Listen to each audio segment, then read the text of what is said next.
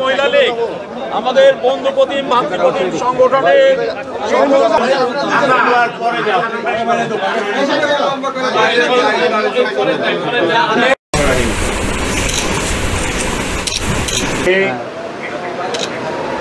একটু দাঁড়ান, শুধু ছবি না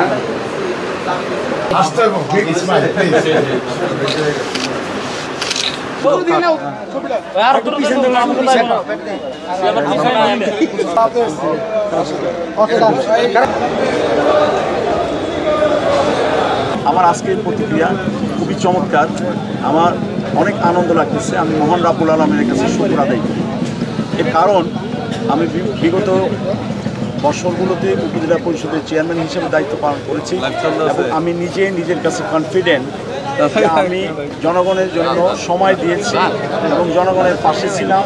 জনগণের সুখে দুঃখে আমি সবসময় জনগণের পাশে থেকে জনগণের সেবা দেওয়ার চেষ্টা করেছি। আমাদের মাননীয় সাংসদ জনাব সালমান এফ রহমান সাহেব সারা বাংলাদেশের মধ্যে যতগুলো এমপি আছে তার মধ্যে খুবই সুনামধন্য একজন এমপি। আমরা গর্বিত এবং ওনার পৃষ্ঠপোষকতায় ওনার নির্দেশনায় যত ডেভেলপমেন্ট ওয়ার্ক আমাদের দুহারে আমরা করতেছি সব কিছুই মাননীয় সাংসদ জনাব সালমান এফ রহমানের নির্দেশে, ওনার নির্দেশনায়, ওনার চেষ্টায় আমরা মাঠ পর্যায়ে এটা বাস্তবায়ন করে চলছি। মহান রাব্বুল আলামিনের কাছে আমি শুকর আদায় করি।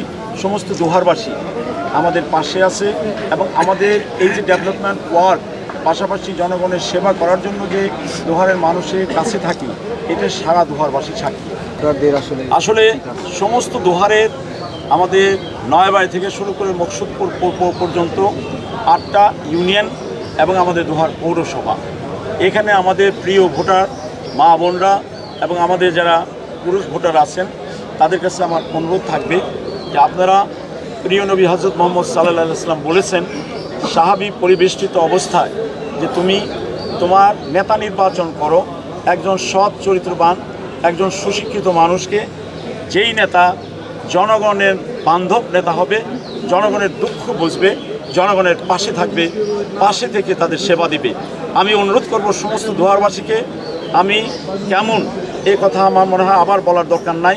দুহারবাসী সাক্ষী, হাজার হাজার মানুষ আমার কাছে এখানে আসে তাদের ন্যায় বিচার পাওয়ার জন্য এবং তাদের সেবাটা পাওয়ার জন্য।